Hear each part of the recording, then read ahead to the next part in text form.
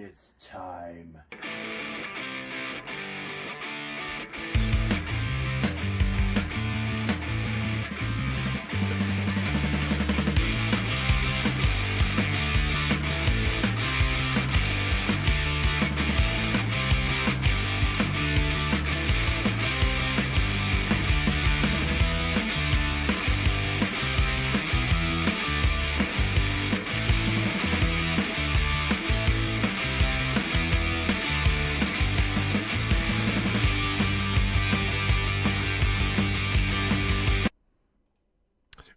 All right.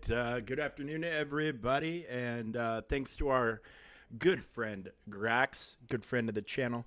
We're gonna start off today going over the Q&A. So, good afternoon. Welcome to SFS Gaming, where we are streaming for Sammy. I'm Buck, Buck, and yeah. So, speaking of Sammy, I have to get him off the van because my wife is wrapped up in all kinds of meetings today. So this will be, hour and a half, hour 45, somewhere in there. Just bust out some TB stuff, sit and talk. But we'll take a look at this real quick. So Shin Hati, questions and answers. Lovely, lovely, lovely. Do the abilities from Clean Escape stack, i.e., if you have 35 plus stacks, you get all three effects? Yes. Nice. Design note, if we ever wanted a table to not include previous entries, we would have labeled it 10 to 19 instead of 10 plus. Okay. Is there any intention for her to be viable on a Seer Junda squad in Territory Wars? Her ideal squad should be with Balin, but Seer is an option. Here we go. Is Purge going to be something this team will take advantage of, or is it just Shin? Could Merrick be an Inquisitor, giving them a little boost? Merrick will be an Inquisitor, so we've been wondering about that since they kind of revealed he was coming. So he is getting the Inquisitor tag, and the Mercenaries to Purge is a pretty big part of his kit, and any references Shin has to Purge are to help synergize with him as he is on her squad, which is telling me that maybe he doesn't always need to be. Kind of interesting. Yeah, for sure. An Inquisitor lifter. That's, so Inquisitorius currently has 7 characters. So that gives us 8 if you want to count Marok. I mean, it's not enough to form 2 full teams yet, but, it's getting close to where you could justify sticking the other 3 with, like, Lord Vader and doing Lord Vader, the 3 leftover Inquisitors, and then Maul. Could be. He should be a marquee. I have no doubt he's going to be a marquee. In fact, I suspect we will see him in the next couple of weeks. Okay, so that's cool. I'm hoping that they're going to be on their way to adding a couple more Inquisitors so you can have 2 full teams. There's nothing that bothers me more than having, you've got almost enough for 2 teams, but not quite enough for 2 full teams. And, I mean, every single thing they've released so far for these new characters has been marquee, so I can't imagine they'll break that trend with her. But we'll see. We'll find out. A chase wouldn't hurt my feelings. But he's very likely going to be a marquee. Okay, will all of the existing characters listed in the Mercenaries forum post be getting the Mercenary tag at the same time that Shin Hati is added to the game? Yes. Will Shin be useful in the Online Force user team? Yes.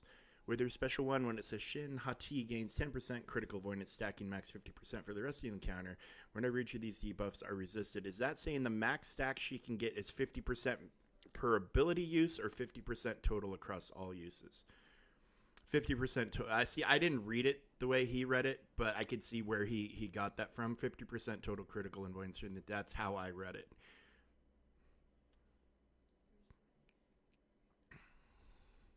How do you pronounce her name correctly? Asking for a YouTuber. Shin, like part of your leg, shin bone, and Hati, like Hati. Yes, we know how it's pronounced, but she is a lovely woman, and we have chosen to call her Hati. And fix the original typo. Is the purchase energy meant to go with previously released Inquisitor? Is it for future release? It's intended for Marok, which, why are they answering the same question twice? I don't know. Will the Soldier of Fortune unique for each mercenary have its own individual effects, or will they be largely similar to Shin's?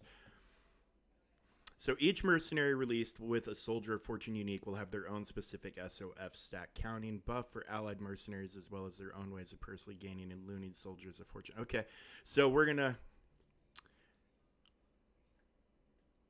we will see more mercenaries coming soon that will have that Soldiers of Fortune thing. Dude, seriously, how many times are they gonna, like, why not condense? Did they just not get that many questions and they're just trying to put all of them? Well, they said Marok, when they did the little reveal, is going to be out this year, which would disqualify him from being a conquest because we wouldn't be able to get through a full conquest cycle by the end of the year. So he's either going to be a chase, which I doubt, or more than likely a marquee.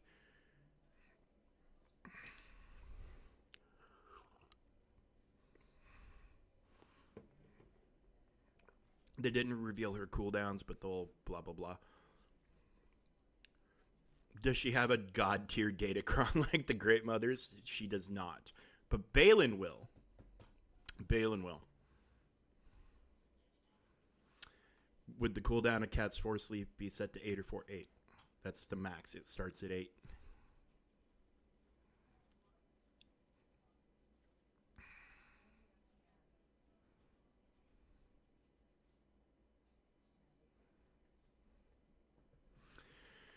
Okay, how many times can she use Clean Escape per battle? Once it is unlocked and she is able to keep 10 plus stacks of Soldier of Fortune, Clean Escape would have an 8-turn cooldown and be treated just like any other special, but it can be used repeatedly, only limited by the battle itself. Okay. Any reason her kit doesn't explicitly mention synergy with Balin or against Jedi Rebels?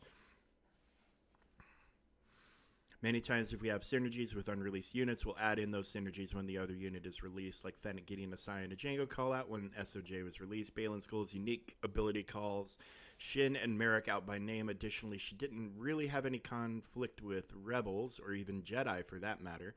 I mean, that's splitting hairs a little bit right there, I think. But I mean, since Ahsoka Fulcrum technically was and is a rebel, and might not be a part of the Jedi Order, but she's definitely more Jedi than not. And I don't know. She ran into Ezra, who was a Jedi or is a Jedi, whatever. I mean, we're splitting hairs. They're splitting hairs. I'm splitting hairs, and I'm talking to text on a screen and trying to have a logical argument. And so we're just going to call that a draw. Fear has a description that says a unit needs attacked in order to have fear dispelled. The TW only makes it so that when they get damage immunity, they get fear. Is the fear going to go away as usual, or does damage immunity get in the way? Fear will work as usual. It'll expire after 1 turn or after receiving damage, whichever triggers first. The clause, whenever enemies attack 3 times out of turn, Shin Hati gets 1 stack of Soldier of Fortune, means that it count within the enemy turn. Yes, during enemy's turn, whenever they attack 3 times out of turn, Shin Hati will gain 1 stack of Soldier of Fortune. So mass swarms are going to feed her a lot of Soldier of Fortune. With Shin outside of a Balin Skull team, will Shin or any other mercs? Jesus, they didn't even look for typos. Or any other MERS, another Merc lead aside from Balin's. They just copied and pasted and sent it on. Said, let's just make a website. Make a webpage. While there are other mercenaries that are leaders, only Balin will currently have the ability to hand out Soldier of Fortune stacks to other mercenaries. As we add more mercenary leaders, you can expect them to also have this capability. Clean Escape increases max health. Is this stacking? No, just the 30% gain on first use. Subsequent uses will not increase the max health. What color deck is she? Black, white, splash, red. Okay. Yeah, and with it having such a big cooldown, I mean, I can see using it once, maybe twice. Okay, well, that answered a few of the questions. I think the biggest takeaway from this is Marok is getting the Inquisitor tag, which is exciting for those of us who want more Inquisitors. So I would, obviously, we're getting Shin tomorrow, and then her event will go for a week, and then I suspect we'll have a week off, as kind of been the cadence. Character, 1 week for the event, 1 week off, new character announcement. So it would not shock me if Marok's the next one down the line. Could be wrong, but it wouldn't shock me. It wouldn't shock me at all, because I think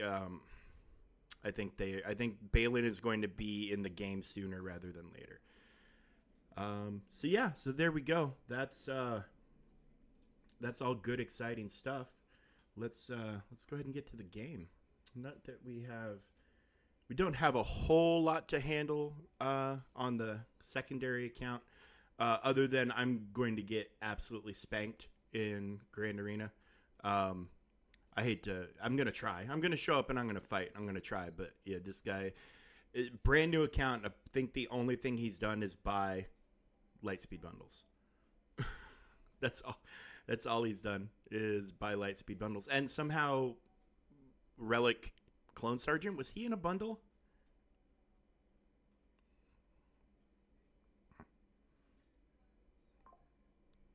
But yeah, so this is going to be a challenge, to say the least. Gas Lightspeed bundle. There we go. So yeah, all this guy has done is buy Lightspeed bundles.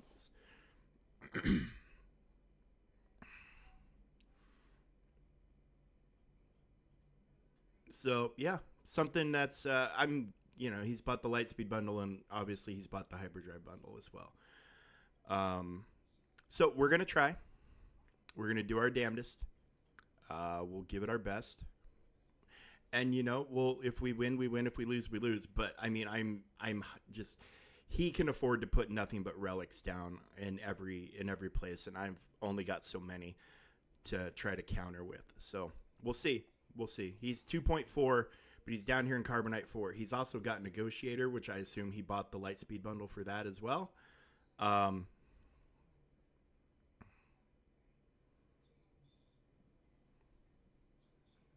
So if Negotiator is on defense, then I'm probably screwed even more so. But we're going to give it a try. We always do. We don't quit. We go down swinging. And we'll take a crack at it, and if our first crack is successful, we'll take another one, and then so on and so forth until we either win or spend all of our chances. So let's see what's happening on Hoth. All right, we're up to 9 stars. We got our first fleet dealio today. We have the Imperial Probe Droid mission. I don't have Veers high enough. That's unfortunate. But it is what it is, and I'm hoping most people bought the Lightspeed bundle and aren't really in need of him anyways. Darksider neutral 4-star. Ooh, here's where it starts getting rough. It starts getting rough here. I mean, these numbers aren't huge, but when you're in a small guild, they're massive. You get what I'm saying. It's all a matter of perspective. Like, there's a lot of guilds who could full star this whole thing just with deployments and platoons. They wouldn't even have to touch the missions. But when we're in a baby guild like we are now, we're starting out, we're climbing. You do what you can, and the rewards are actually still really good from doing Hoth. It's not a waste at all to do Hoth. eventually, obviously, guilds will always go to the next, whatever the next one is, as soon as they're able to go to the next one. But yeah, Hoth is still worth doing, um, and it's fun. I mean, it's a lot of fun. The six waves, I forgot how tedious the six wave thing could be. I'm glad that the trend has started to like, hey, let's just reduce, because I think we went to 4 for Geo, and now we're at 2 for Rote. I don't know that we'll ever get to one wave, but God, that would be cool. I mean, you do get one wave, but on Geo, it's like for the special missions for like Cam or Watt or whatever.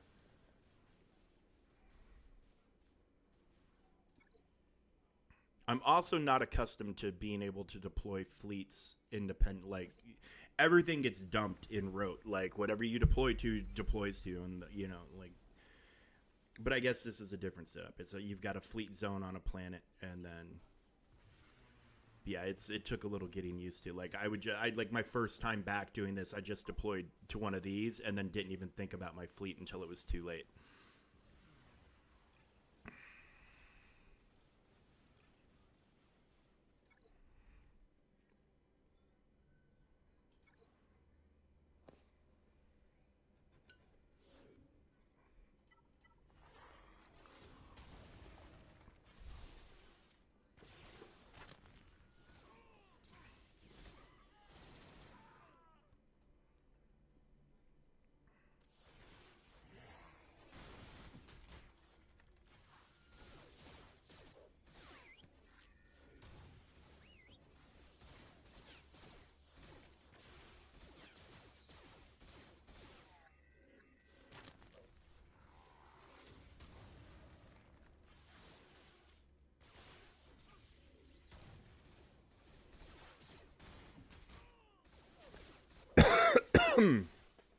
Oh man, I don't know if this cold is getting better or not, or if this I took really good medication today, but I'm feeling okay right now.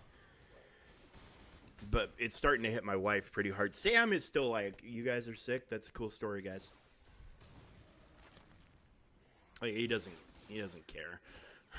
Just doesn't care at all. And he's like coughing like maybe once or twice a day. He's showing no signs.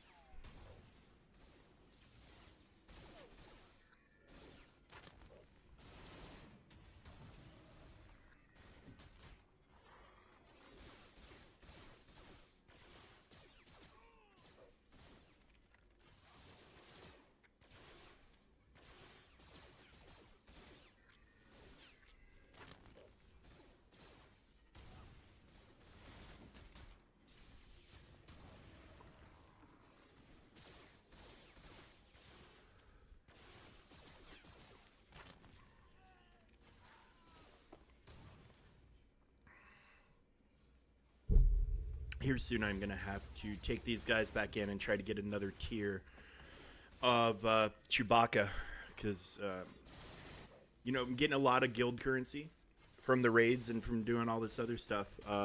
Getting close to a 7-star Han Solo, and I've got a 5-star Millennium Falcon, so it'd be nice to just have the two pilots at their as the highest rank that I could get them.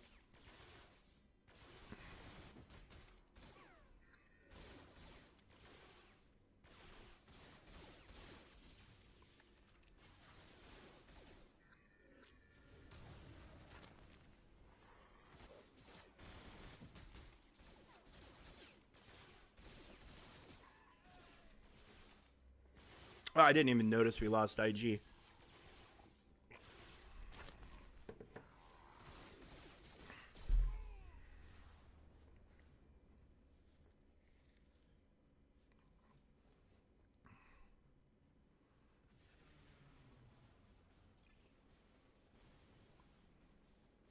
Okay, do we need...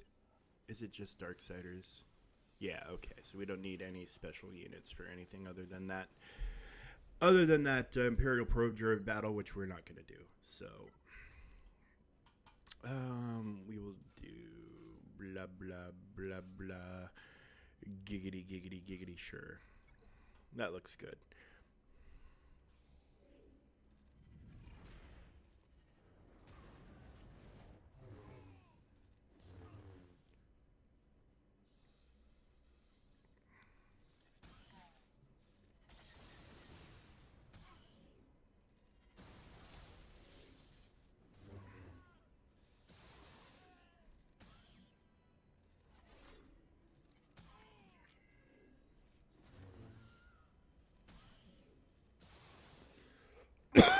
Oh man.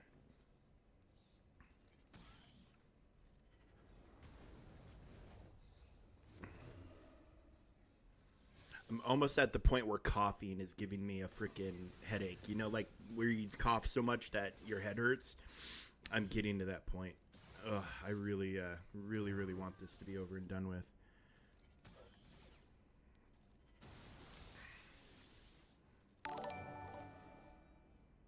Warfire, thank you, my friend, for following on YouTube. I appreciate you. It just occurred to me I don't have the multi-stream chat turned on, so I can't see any comments on YouTube. But now it's on. I switched it over. There we go.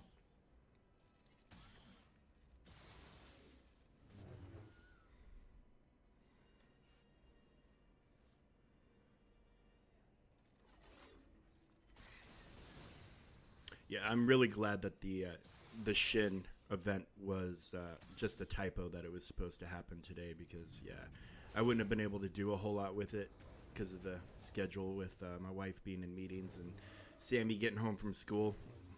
I would have had like an hour to do the whole event and do the unlock and try to play around with her a little bit. Although I'm not 100% certain how I'm going to play around with her anyways, but we'll see what we can work out. Might hold off maybe doing something in territory battles till I get her up, and then hopefully I can use her for something in TB.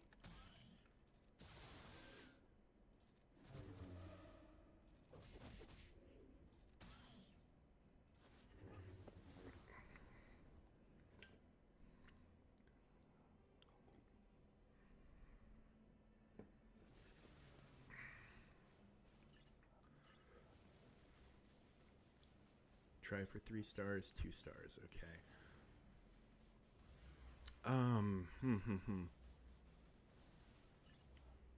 So deployment down here to me is going to be more important because there's 2 missions to complete up here, so that's more points, obviously, and then there's only the 1 here. So, I mean, this has got to be the best Darkside team ever assembled, right here. You know, let's throw crew on there. One day we'll get there. One day we'll get there. Oh boy, Wampa. Wampa's got home at a girl, actually. I apologize. Wampa's got home field advantage here.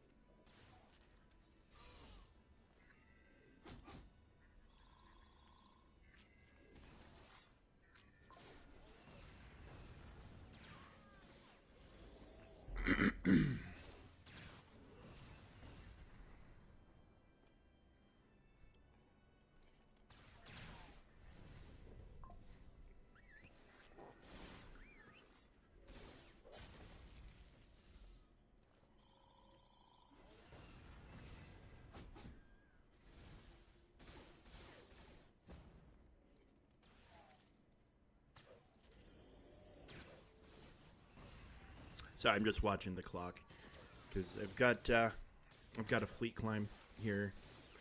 In about 20-25 minutes I'll need to get over to the main account for, but we're almost done here. So we'll hop in and we'll do a few little things in TB while watching the clock, and then go handle the fleet climb, and then go finish up TB. And so when I did my Cal Kestis, we as a guild on my main. Well, I knew Wampa was gonna carry. I knew Wampa was gonna handle it. I have faith in Wampa.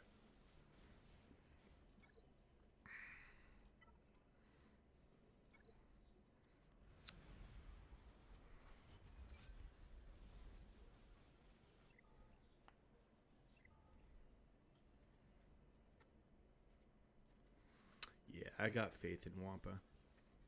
All right, excellent. Let's hit the main account.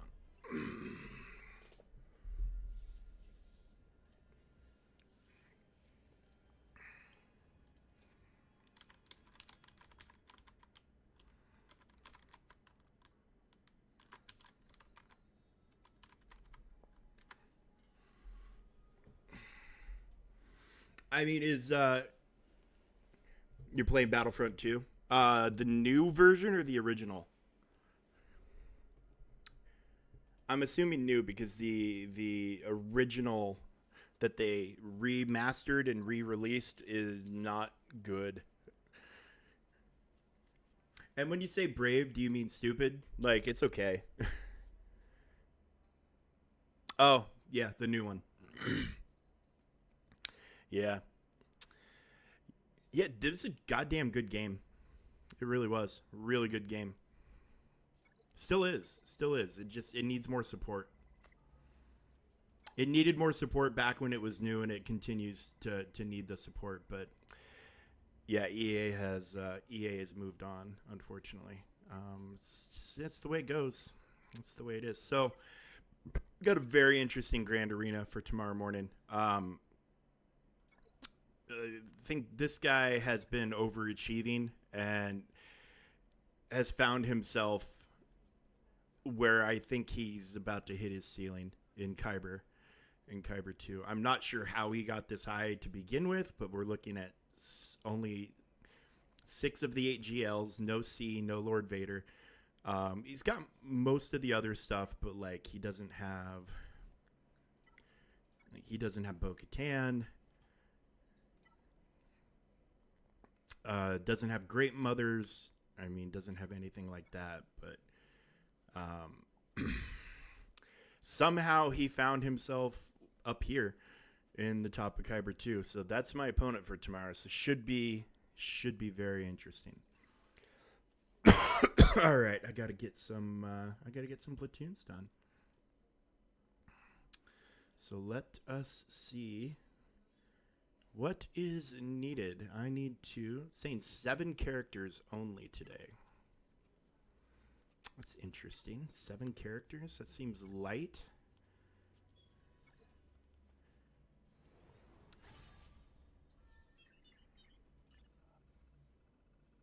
Okay, we did get it unlocked. I assumed we did from the rewards that we got, but I mean, we were very very close to missing it. I'm not really sure what happened here. Not certain at all. Okay.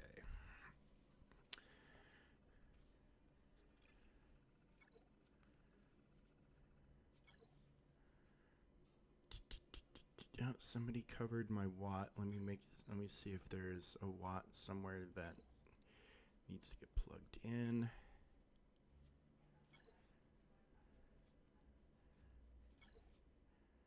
Okay.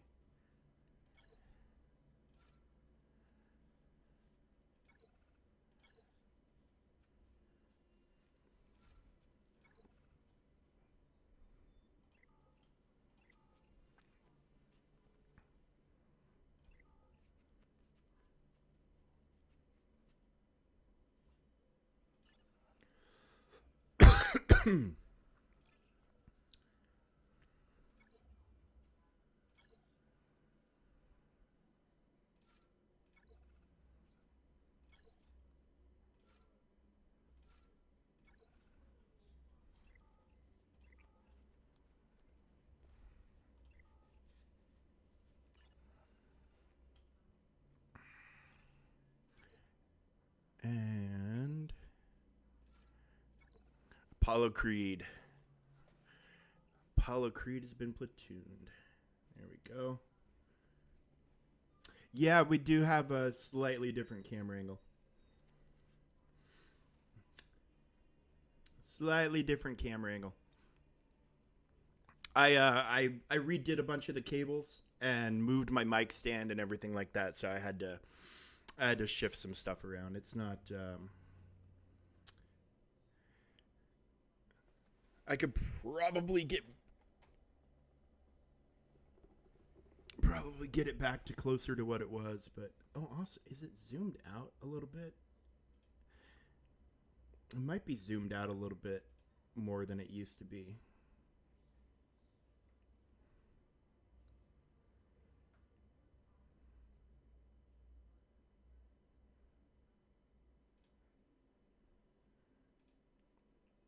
Yeah, I don't know.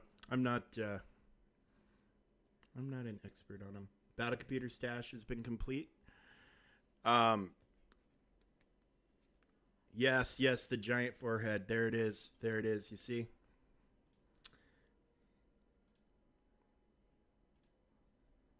I think that's the. I think that's what I need to go for right there.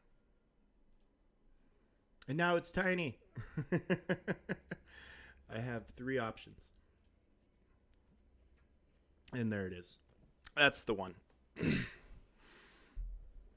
Yeah, I can set it. It's got like multiple things I can do, but yeah. How's everything looking in Strike Force for you, Sopper?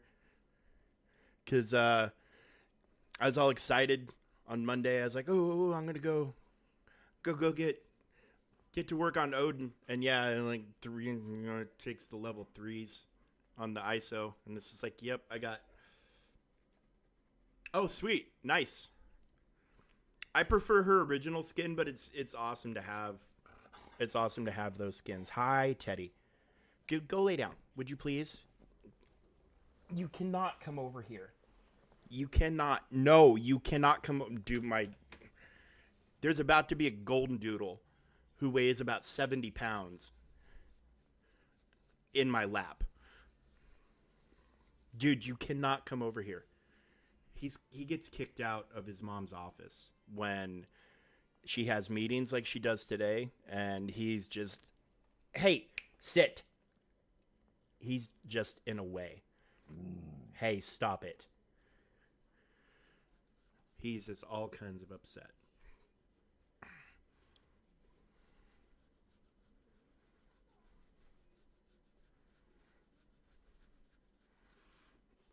You poor guy. You poor boy. Does mommy not want you in there? You cannot come into my lap, dude. No way in hell. I'm having an argument with a fucking dog. And it's kind of a draw right now because he's not doing what I'm saying, and he's still contemplating coming over into my lap. He seriously, his nose is inches away from getting into the camera. Oh, he relented. He relented. All right. Well, we can't use Inquisitors. We need to be careful with that. So, I think I do Imperial Remnant now.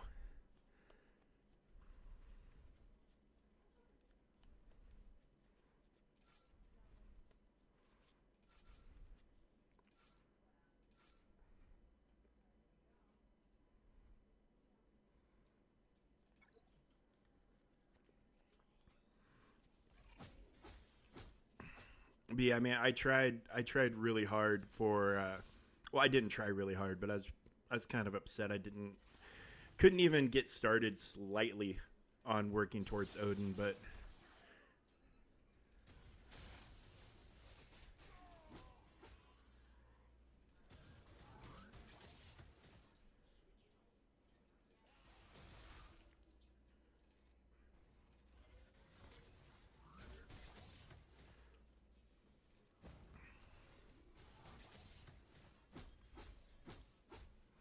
I'm getting close to Sentinel. I think I need like 20 more.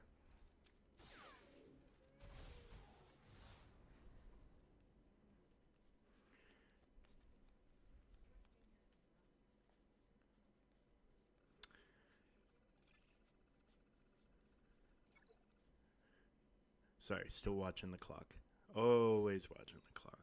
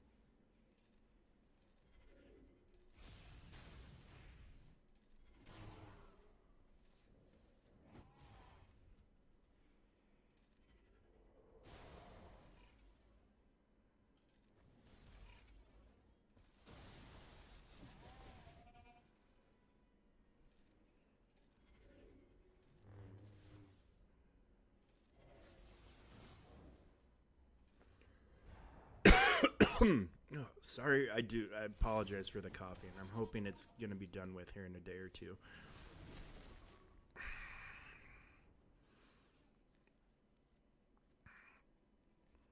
I took a double dose of the cough syrup that we give Sam this morning to try to get things under control.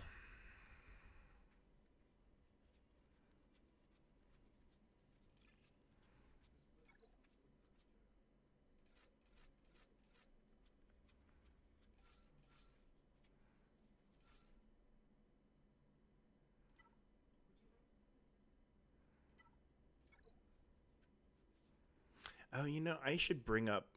I need to get a couple more Night Sisters leveled up. Try them out in territory battle at some point. Maybe for the next one. Maybe for the next one, I'll toss a few more relic levels onto like a Saj or and Spirit or whatever, and run them with the freaking zombie bros.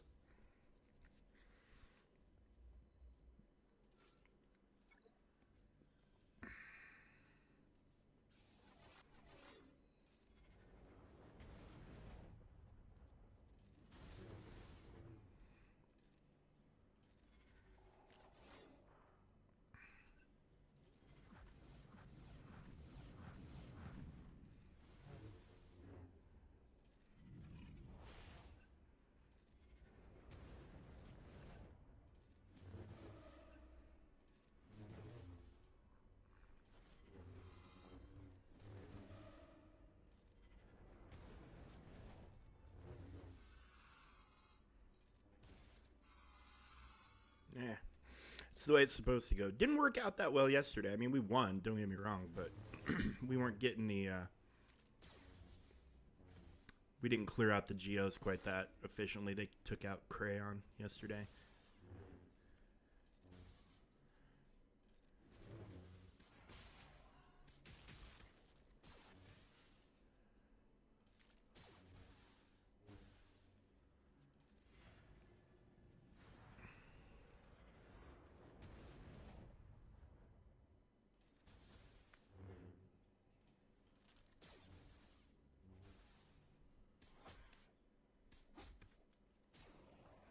Wow, didn't even get a chance to throw the saber with Vader. Normally, that's how I finish that fight.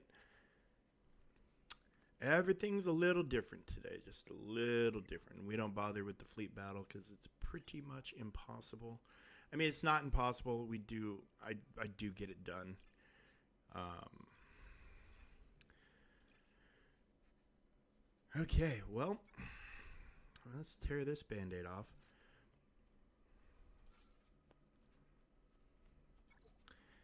This one, last territory battle, I had really weird RNG. Like, it just didn't feel the way it normally feels. Um, God, I really wish we didn't have to look at this cinematic every time. Not that I hate the cinematic, it's just it takes a while and it's not necessary for what we're doing here to have the cinematic. And then like yeah, the camera angle is all kinds of weird.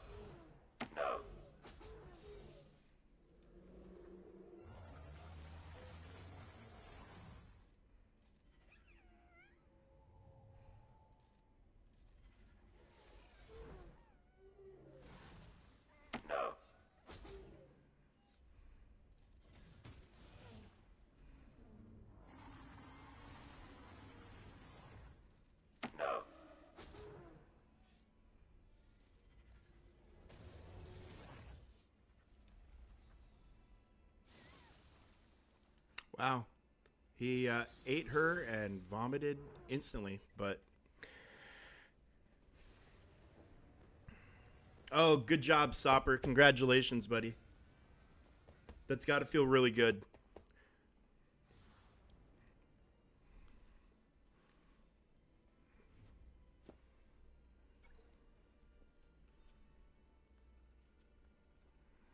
All right, and again, wait for platoons to be filled. So we will hold off on that one. Time. Should be able to run this on full auto real fast.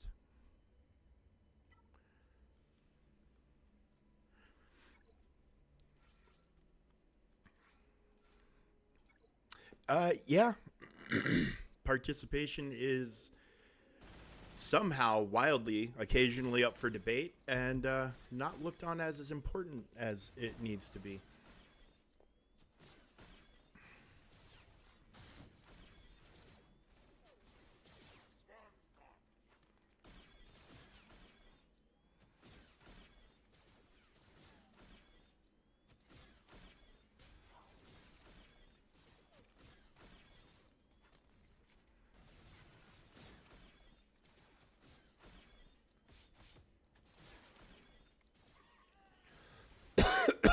We had a person cost us a star one time. Um, this is one of the few examples of when normally I'm a pretty like I'm not a militant like asshole about things. I understand there's a lot of reasons a lot of things happen. Sometimes everything's not in our control, but like one of my in my old guild somebody like just intentionally absolutely fucked up because they couldn't be bothered to read instructions both in game and in Discord, and they ended up costing us a star. Um, like we could point and be like, it was your fault. It wasn't anybody else's fault because they ended up we were trying to preload a zone and they ended up pushing the star in the zone.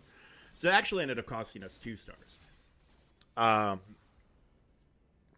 and there was a big debate and discussion, and I was just like, look, it wasn't a stupid mistake. It was a lazy, dumb, arrogant, assholish mistake. And I'm like, get them the fuck out. And they got them the fuck out. That was my opinion. It's like it was, and it was like day 5 too. So everybody had been working hard all week, and we were like, okay, we're getting ready to make this push to get the stars and blah blah blah. And then yeah, they just couldn't even be bothered to read and comprehend what they were reading. Did they load? They haven't. Probably get a notice here soon that the probably 2:15 my time, so here in about 25 minutes. All right, so tomorrow we're getting Defense of Dathomir again. That's excellent. Bonuses for First Order Ilum, so this is probably going to be a fleet battle after stage 3 or whatever. And yeah, other than that, Did I do this already? I did do this already. Sorry, we're just waiting a minute or two before we start the fleet battle.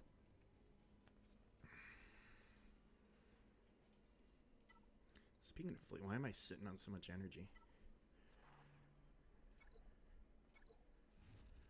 Although when the punishing one finally gets its confirmation about how it's going to be delivered to us, their energy hoarding might become pretty vital.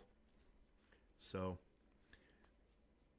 definitely keep an eye out for that, because chase events are, you're going to spend crystals, you're going to spend a lot of time grinding in nodes and doing stuff that you normally probably wouldn't be doing, but they are by far, without a doubt, hands down, the cheapest way to get a new fleet unit in the game.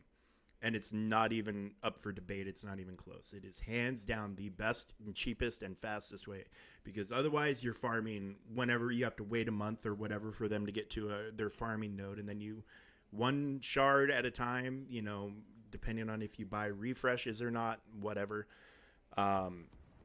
It takes a long time, and punishing one, I think, is going to be a very important ship.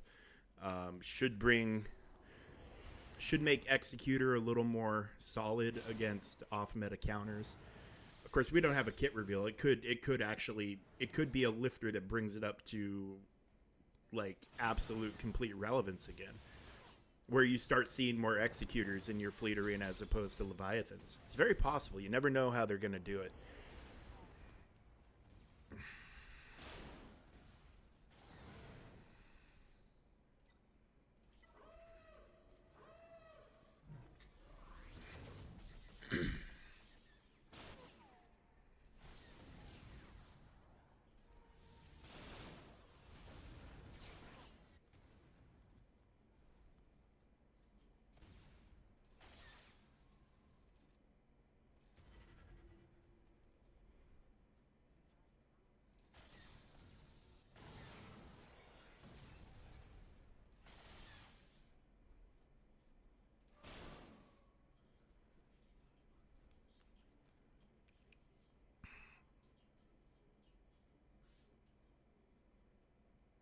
Man, I'm about ready to win this freaking thing.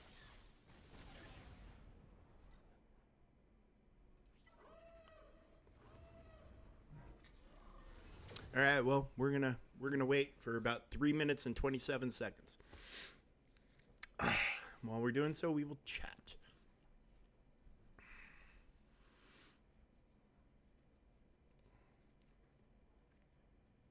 Poor dog. Poor damn dog is just so distraught. He can't be in. He's such a mama's boy. She said she wanted to get the dog for Sam, and she wanted to get the dog for her. And I love dogs, but I had a dog of my own for a very long time. He was half black lab, half Irish wolfhound. So if you know an Irish wolfhound, they're big old massive dogs, right? Oh, dude, Sopper, you're so close, buddy. Are you putting the Omi on Zam? Just out of curiosity.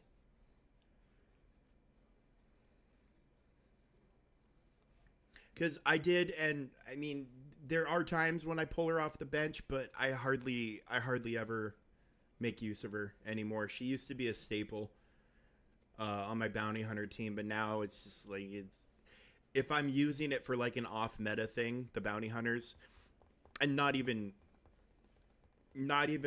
Lord Vader. But like you can use bounty hunters to like set up like Jabba for a two shot or whatever, and she makes a pretty big difference. Teddy, leave the cats alone. They don't like playing with you, buddy. Anyway, she is good for a quick contract. She really is, and the Omi does, it really boosts the bounty hunters quite a bit in GAC, but you'll get to a point where I think she'll just get pushed out. But it's a decent Omi, but you also have to, like, if you're gonna put the Omi on her, you have to keep her like very well geared and keep her stats up. So what she's sharing to everybody is actually decent, not just like they're getting what they get sort of deal. But yeah, no, she's a good character, and especially like if you have a fast Bosk, and like she's I when I was using her, like my Bosk would end up hitting somewhere above like 360, 370 speed. Oh yeah, relic. You don't need to put more relics on her. Just mods. Mods. Sorry, not gear mods. You just need to keep her well modded, so she's got a lot of speed that she's gonna pass around. That's what I meant. That's what I meant. Yeah, no more relics, just mods. Good mods. You have to keep her well modded. But yeah, I would use her to push Bosk up into, well above 350, 360, and that was before contract. So he'd get a quick taunt, and then she would throw her grenades or do her little scan thing or whatever, and then he would get to use his mass swarm. But yeah, those days I haven't taken advantage of her in a while. Taken advantage of the Omi at any rate in a while, but maybe one day there'll be a call for it, and suddenly she'll get a Datacron or something, and all of a sudden we'll get to take her off the bench and have some good times with her. Oh, zap. Oh, bye-bye. Oh no, I win again. Hi, Ted. You're a good boy. But yeah, no, you just got to keep her well modded, and I mean just to reinforce the point of how I don't use her anymore. um, I am not keeping her well modded. She's missing mods. When they're with all these new characters getting released, you sometimes have to rob Peter to pay Paul. And, she's one of those ones that I look at and it's like, well, she's only the relic she is because of a GL. And, yeah. Well, so I had really awesome potency mods on her. And then um, I took those off of her to give to. Did I give them to? I think I gave them to. Where the hell are you, buddy? Sith? Where are you? And I gave them to him, I think. No. I gave them to somebody. But like she might have actually used to have one of these, and then I swapped things around when I moved them over. But who would I given them to? Oh wait, I think I know who I gave them to. I think I gave them to the pretty decent mods on her. She used to be pretty fast. Yeah, I've been passing them around, giving them to more relevant characters because my bounty hunters kind of became a staple for taking out Lord Vader, and she's doesn't really have a great spot in that lineup anymore. But yeah, I robbed all of her good mods, and now she's just kind of sitting with what she's sitting with.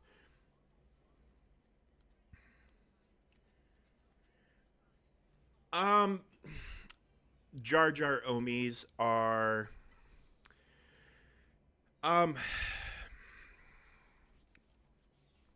well, here you can see my overall lineup for Omis. I gave Bombardier his raid Omi because I pretty much will make it to where you can take your Gungans in, put it on auto, and you'll get max score on whatever one you're doing. With him, I gave him 2 out of the 3. Because these extra 2 stacks of plasma shielding for every 3 relic amplifiers, it's not going to make a massive difference, but that's more attacks they're going to have to throw at the generator to get it down. And the damage immunity thing is nice. 5% mastery gains are always nice. I mean, that's not the biggest mastery gain. You're not going to get a whole lot of mastery from it, but it's important. It definitely helps. And then where's the other one? Yeah.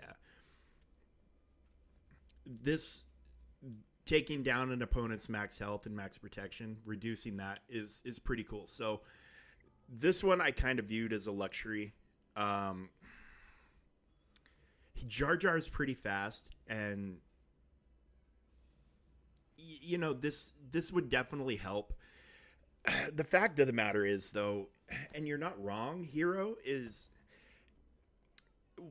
with the Datacron being gone, like they're very easy to kill now, especially in 3v3. In 5v5, In 5v5, it's going to be a little bit different story because there's going to be way more damage. But the setup now in GAC that you're seeing most commonly is going to be Boss Nass, obviously him, and Phalanx.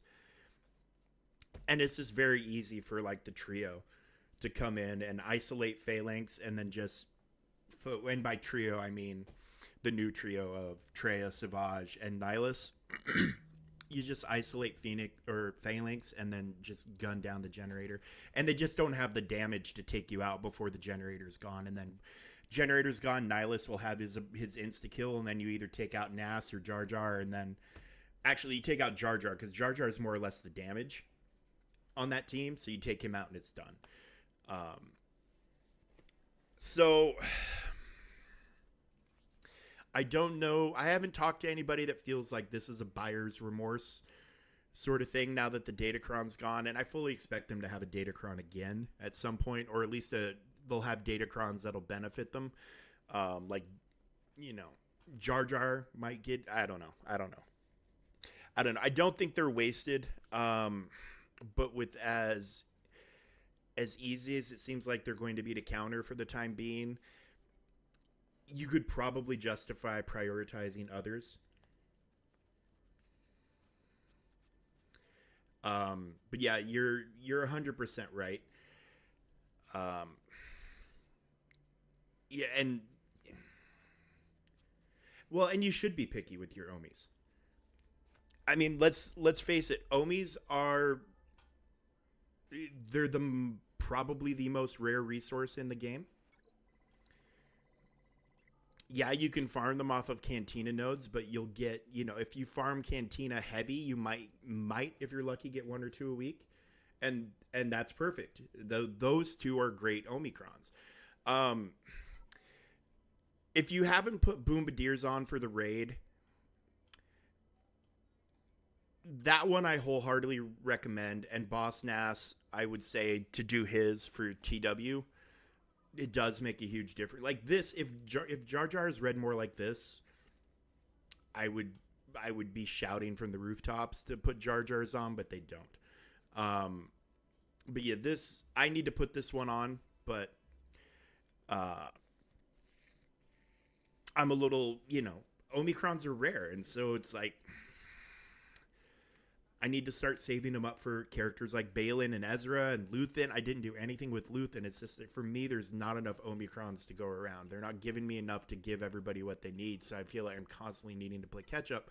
And I'm not going to throw $200 at an Omicron bundle when it's in the store. I'm just not going to do that. I'll throw $200 at a marquee character because there's a benefit, obviously, to me doing that as I get the new marquees. I'm going for the GL. I'm going for Balin. But then I also get to show you guys what it's all about. So there's a benefit to me doing that.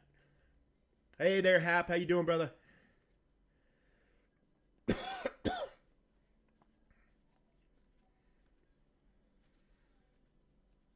I'm very anxiously awaiting the full kit reveal for Ahsoka.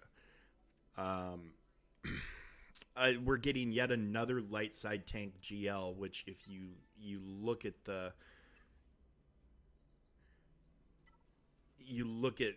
damn it, I hate this. I wish when you click Journey Guide it would just take you to this no matter where you clicked it from. But you look, so light side tank, light side tank, light side tank. So we've got 3 light side tanks. We've got 0 dark side tanks. Yeah, well, that ship deserves it. That thing will make or break you. But yeah, interesting we're getting another light side tank. To me, at any rate. Well, it's interesting we're getting 2 light side GLs in a row. Because it should, I mean, with the rotation that they've been doing since they introduced them, it was light side, dark side, light side, dark side. This should have been a dark side, but they're pushing it for whatever reason. Let's just say, hey. And then the next super ship we're getting should be light side, but who knows? Who knows what they'll end up doing? But then we'll probably go ahead and get Thrawn.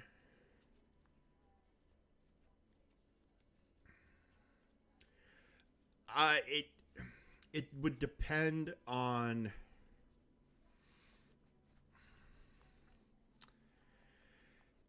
It would depend on if it was dispellable or not.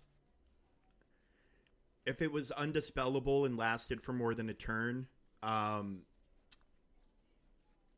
it could really, in my opinion, be a negative thing for the game. Like I think damage immunity is I think damage immunity is a little too common in the game and a little too powerful for what it is. Because like if the best example of making my case that I can point out to you is a couple GACs ago on Arnold's stream. I was watching it while I was doing some other stuff and not really paying attention. But then he took Star Killer up against Ray. Common counter, we've seen it 1,000 times. We've all probably done it many, many, many, many times. And he got to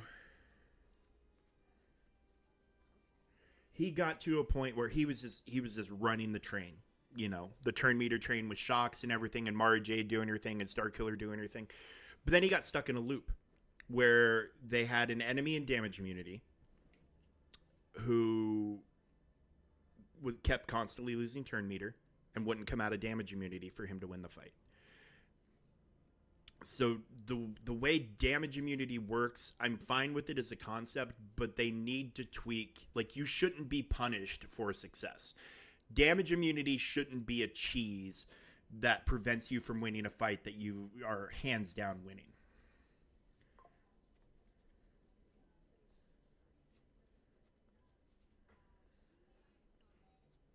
Have I seen the Great Mother's Quran? Yeah, I've seen the Great Mother's Quran. I have it. Here's mine. So, whatever. Max roll on protection, max roll on offense. I have a total of, 116% offense on this thing, I think.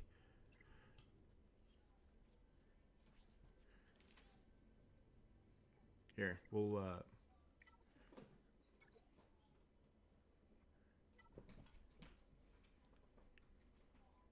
this is me. Number one.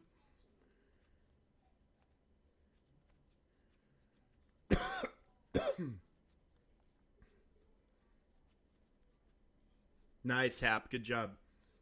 Yeah, so we're sitting 1 and 2 with a marquee character over these guys who have Plo Koon Qurans and Galactic Legends. Oh, you can re-roll it. Oh, sorry. Oh, wait, that's Ziggy's. So Ziggy's 164%. His is pretty good. But yeah, you can, if you want to, you can re-roll the stats. Like, but the problem is I don't. Here's mine. 112.64% offense, 20.31 health, 67.59 and 34. Like, mine's a little more balanced, stats wise.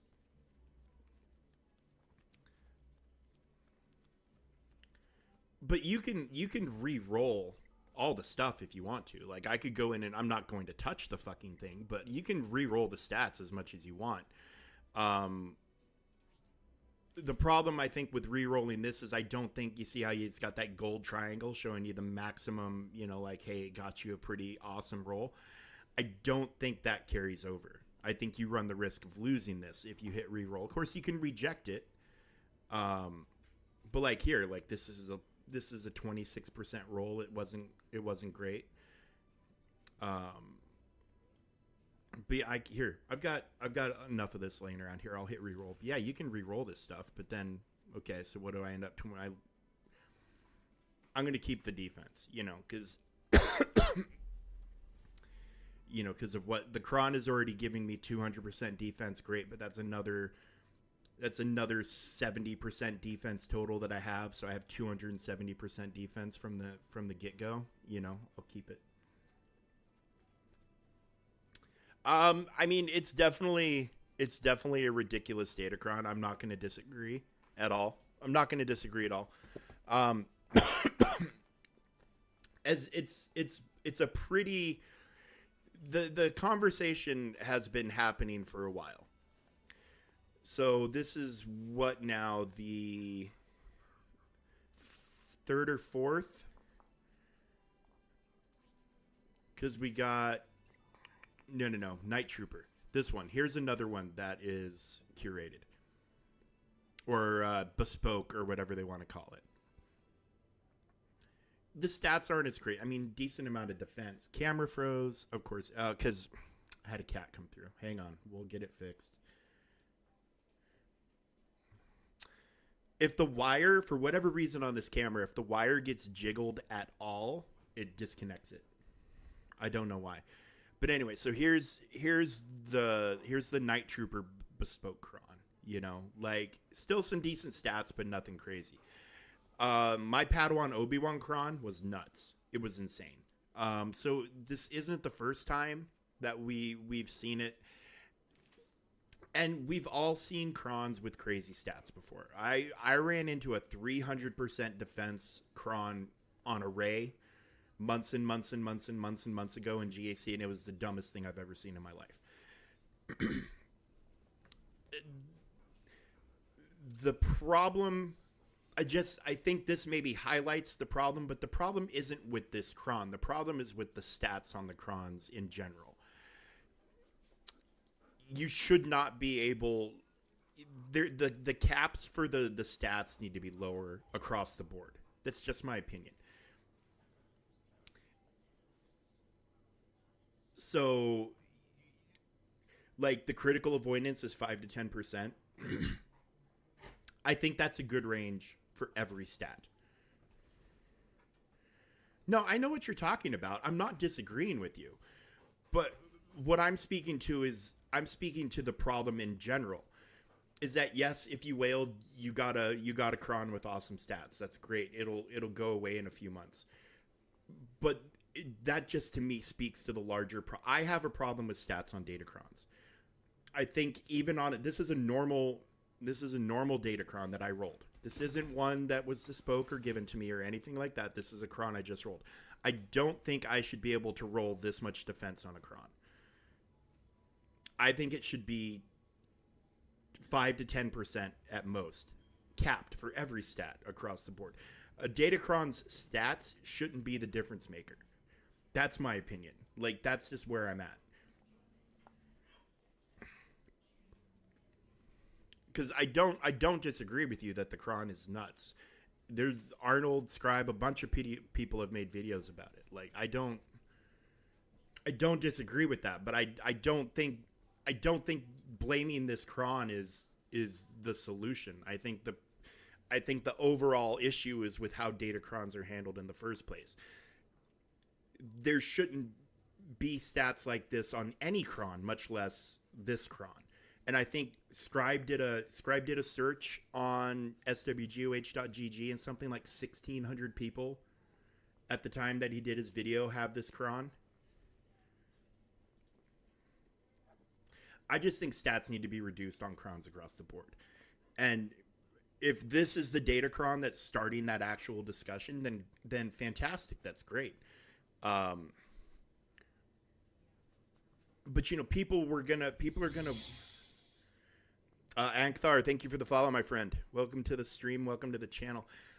People are gonna wail on marquees no matter what you do, and people clearly wail on Datacrons.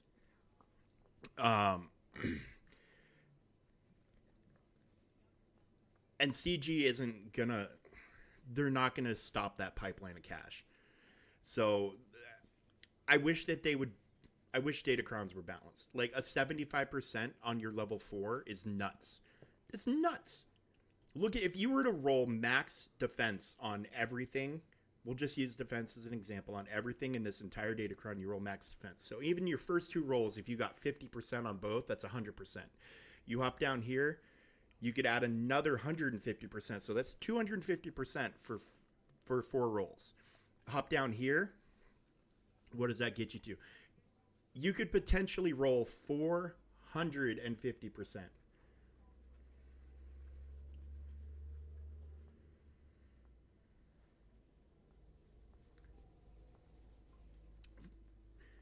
You're not beating. There's certain characters that you will not beat with a 450% Datacron. And here's the thing: Datacrons would be the great equalizer if they were equal, but they're not equal because not everybody is going to have access to this cron. It is what it is. But even if you hit conquest as hard as you can, if you're not spending money to get these reroll mats right here, and you're not in a territory or guild that gets you a bunch from territory war, how are you can't re-roll the crons to the same extent as somebody who's spending money. So it's not equal.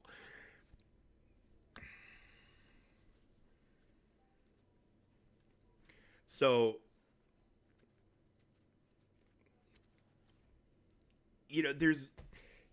there's no such thing as equal in anything. Nothing is ever going to be 100% fair. Nothing's ever going to be 100% equal. It's an impossible standard for them to try to hit. The only thing that they could ever do is just say, hey, we're doing standardized stats on all crons from now on. We're going to make it to where when you hit level 9, you get to pick your person and blah, blah, blah. You can build the cron however you want. It's going to take a minute and a half for someone to say, well, this is the best distribution. This is this. And everybody will be able to get everything. And then you're back to it's mods and relics against mods and relics. So at that point, why even have Datacrons? So a good Datacron, and I see it in Squad Arena. There are names I've never seen before in Squad Arena. For example, this guy, never seen him before, and now all of a sudden he's got the Plocron, he's up in 3rd place. Like it's you can always tell whenever a new Datacron comes out, because people who are never up here, like this guy, never heard of him. This guy, never heard of him. Never heard of him. Never have seen these names. Either this guy just randomly picked his name or he's a Marvel Strike Force fan. Yeah, you can always tell whenever a new Datacron comes around. You'll just see random ass names climb to the when it doesn't really matter where you are in Squad Arena anymore.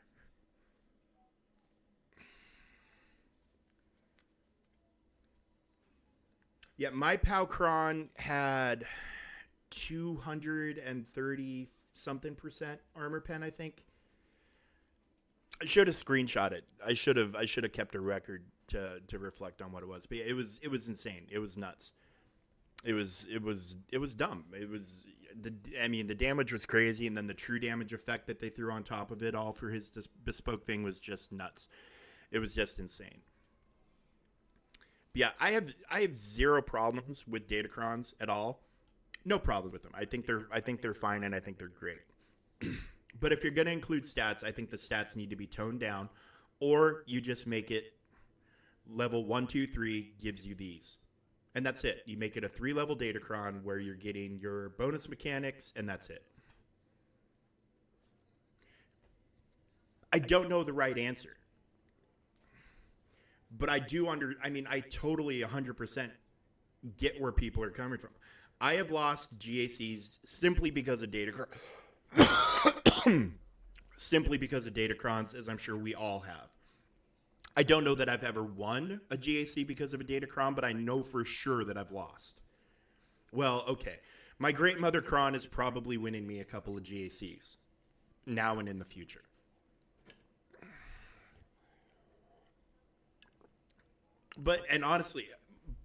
So Scribe, when he was talking, I watched his video. When he was talking about it, his issue actually wasn't even with the stats on the cron. It was the fact that you had the 1 week window to obtain it, and then once it's gone, it's gone. That was his biggest problem. Is like so if you missed it, you missed it. But that's how CG is trying to push people to wail on these marquees by throwing in occasionally these super powerful Datacrons that are going to give you an advantage if you spend for it. It is what it is.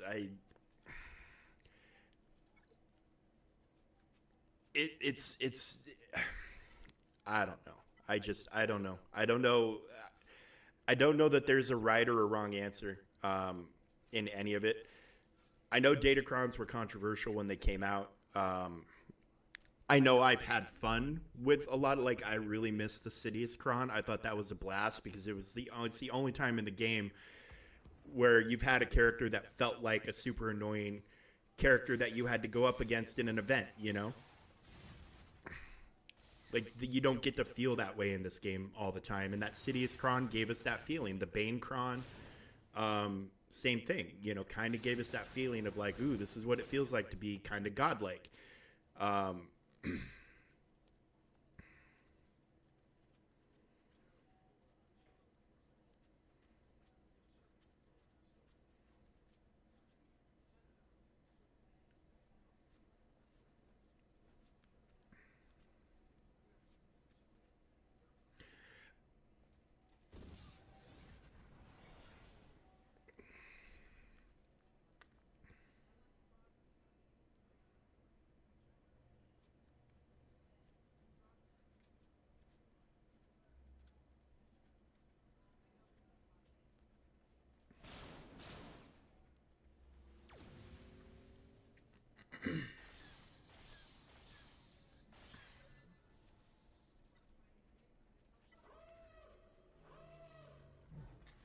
But people don't have the same access to crons regardless of game history.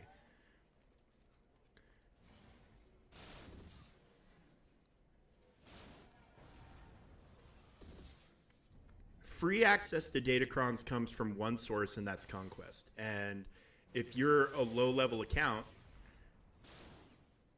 and you're in a low-level Conquest, you're not going to get the crons and the materials that you need to re-roll them just because you're in a low-level Conquest.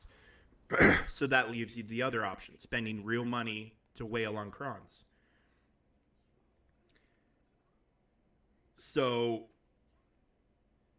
it's not like there's not equal access to crons. There's no way to make that claim and substantiate it. There's not equal access to crons. And if you want to make the point that whale crons are bad, let me just counter with, didn't everybody else have access to the Great Mother's Cron? If they really wanted it that bad, they knew it was there. They knew it was in the game. This is what you had to do to get it. Everybody had the opportunity.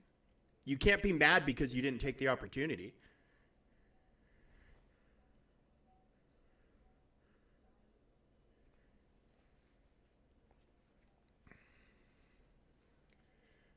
So everybody had equal opportunity to wail on the Great Mothers and didn't do it.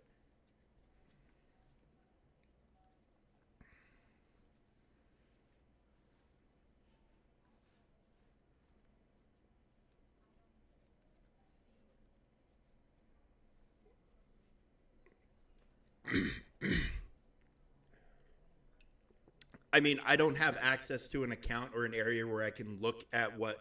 Well, here, hang on. Let's look in Squad Arena. This will give us a snapshot of people probably at various levels within the top 50 of what they have available to them for.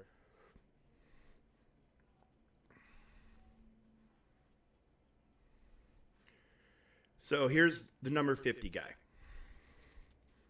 Australian Commandos D, never heard. So he's a 7.4 million guy. He's got 2 GLs. This is what he has for datacrons at 7.4. Obviously not spending money, obviously just doing what he can do in Conquest.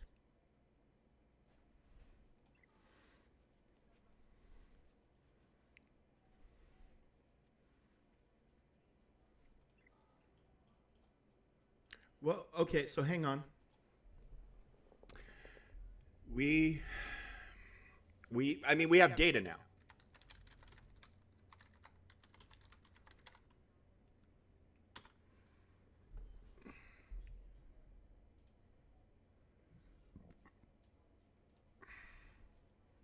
So hang on one second here.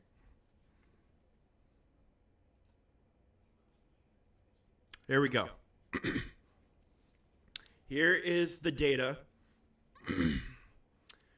Now, without having the GAC insight, which means paying for this, I'm not doing it. But here are the counters that we're seeing against the Great Mothers. Assume most of these have crons. Low banner wins, but We see SLKR, we see Bane, we see a couple Afers at 75%. So that means 3 out of 4 of these Afers won. There might not be a Great Mother Kron involved in that, but let's assume up here there's probably a Great Mother Kron. So SLKR, ugly, it looks like, ugly as shit, but it looks like they did it. Who knows what Kron they were running? Probably the Attacker Kron would be my guess. But we have 12 examples of a win at 100%, averaging 51.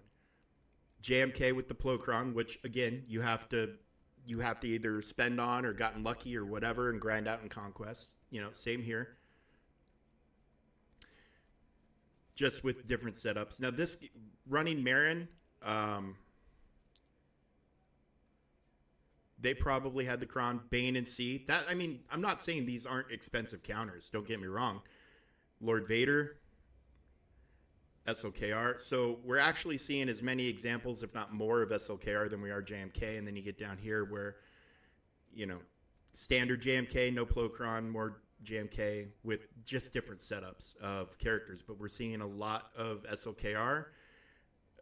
Somebody threw they don't have Morgan. I wonder if they have the Kron. I'm curious if the Kron made them wail, but they didn't wail on Morgan. That's kind of interesting.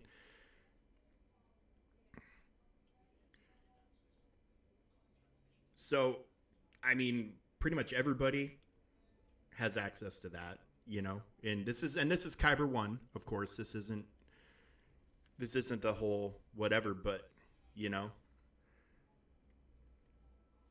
there's plenty of counters.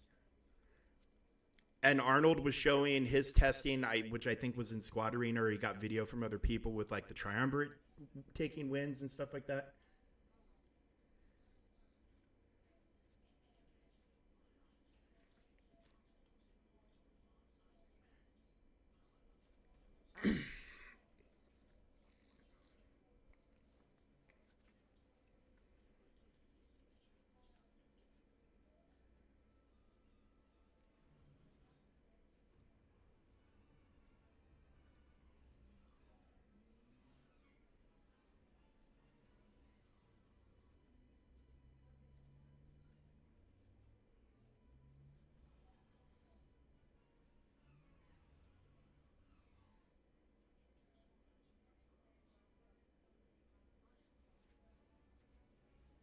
You're right. Getting Datacrons without spending money is not difficult.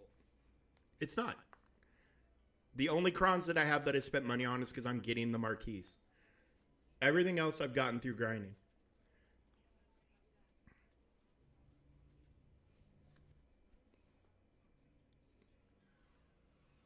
But why is it when we've had examples of crazy ass crons before, why is this cron the one that's breaking everybody?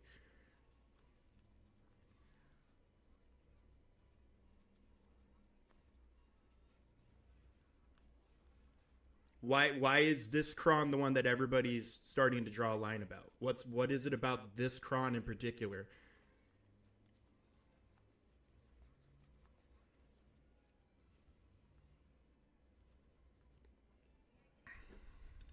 And if it's only a K1, K2 problem, why does anybody care?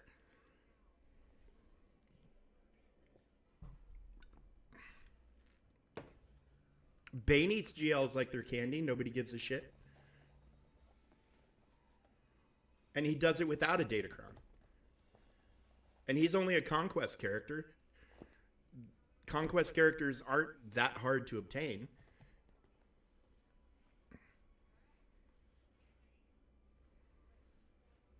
Yeah, that funny dodge Datacron, people were pissed about that, and rightly so, because it was a stat problem. You could overload dodge onto an account or onto a cron, and you couldn't do anything about it.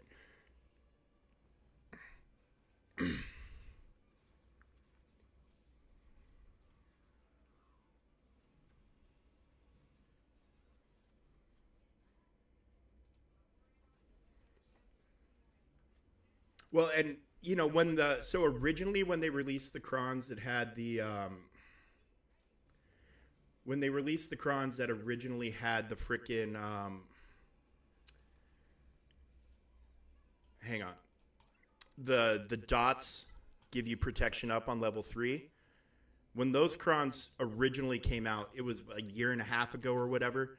Um, this is not the first time we've seen this stat. This stat has rolled, or this mechanic has rolled through at least once before. You know, people were throwing it on their Lord Vader and having an issue with it until it, you know, as it turns out, Boba Fett, if you were able to build up enough stacks, you could one-shot it and then it became irrelevant. But that didn't materialize overnight, and it wasn't something everybody could counter right away. But eventually people figured it out.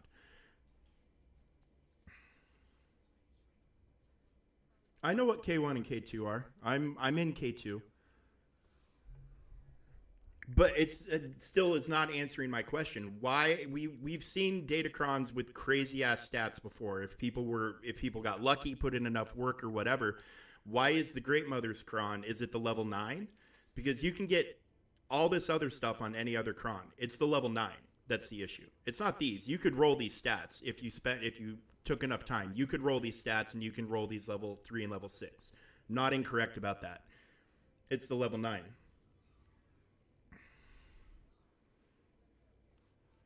So it's the level 9 that's the problem. Because you can get all this on a normal cron. You can't get this on any other cron.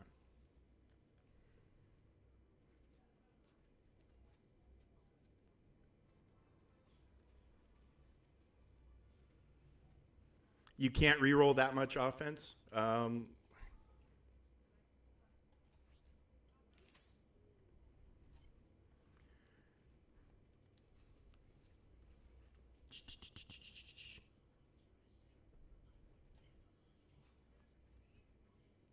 Okay. So it has a unique stat on it. Okay. So it's not a lie. It was a mistake. So it's so people, are you mad about the offense being on a cron that is not available anywhere else, or is it the level 9, or is it both? Because I'm not defending the cron. I'm not disagreeing. I think crons are too powerful. I'm not disagreeing, but I'm wondering, why is this cron the problem? Is it because of the offense being available where it's not available anywhere else? Or is it because of the level 9?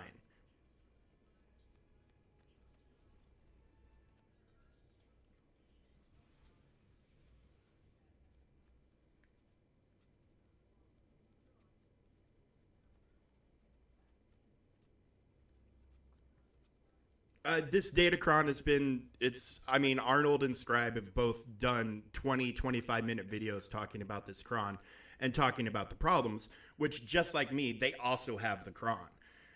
So, and they're also making use of the cron. So,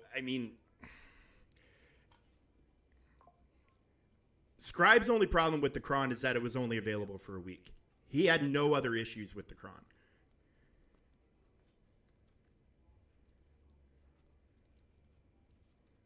Yeah, his Scribe, and I have an issue in general with stats this high on any cron.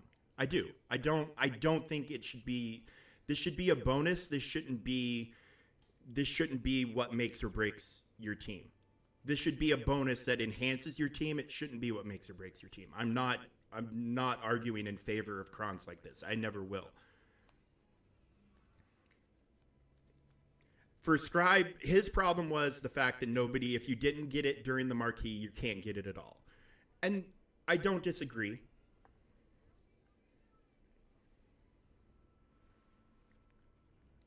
I don't disagree at all. Everybody should have access to this cron, and maybe I don't understand why they didn't include offense on the rest of the Rambunctious Rage. Even if you couldn't roll it to this extent, why it wasn't on every Rambunctious Rage, I can't tell you. That's a CG issue, but I don't think stats should be this high regardless. That's my contention. It is way more powerful than any other whale cron has been. And as to the why of that, you'll have to ask CG. I was blown when I got my cron, when I got this, when I was done with the event. I couldn't believe it. I was blown away, and mine isn't even as good as others I've seen.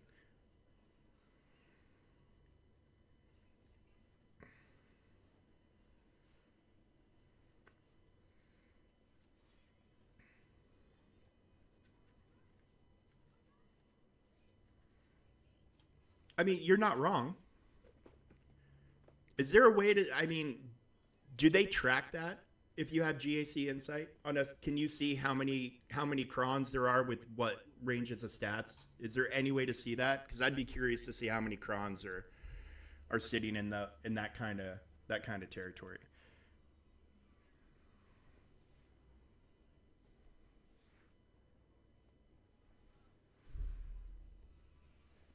Because I mean, let's just devil advocate it for 1 second.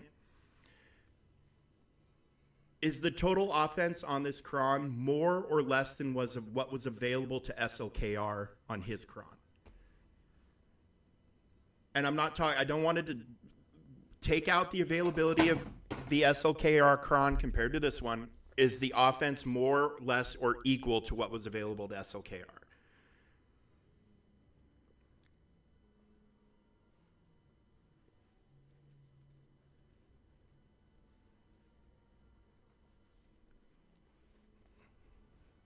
Which was also not even in the stats, but on the level sixes and nines and stuff like that.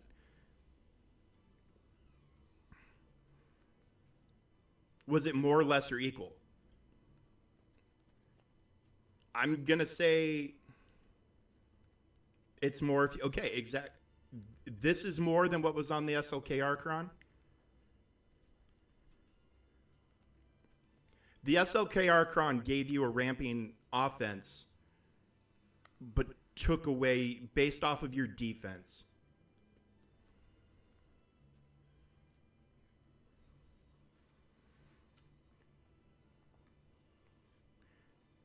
But I mean, I had SLKRs hitting me for over 1,000,000 damage on their first attack on that cron. Like literally one-shotting teams.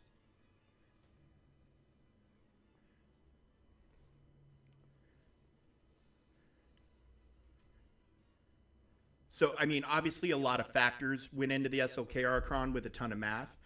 Um, look at the stat cron, which again was not stats, but what a level 9 effect was doing to General Grievous, making him hit for millions of damage. Everybody thought it was fun. Nobody was mad.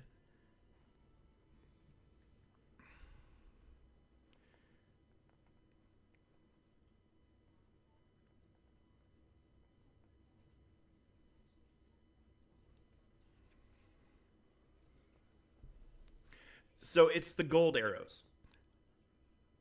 The gold arrows are the only, like, you don't have a problem with the level 9, it's just the gold arrows.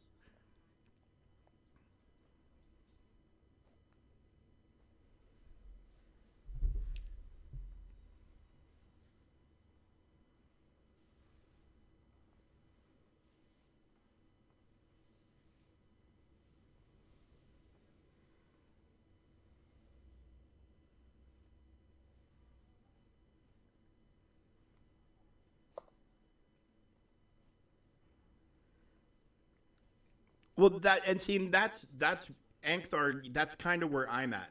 Is this is not this may be the first time where we're seeing crazy ass boosted stats that are unique to a whale cron, but it isn't the first time we've seen a datacron give a team insane amounts of power.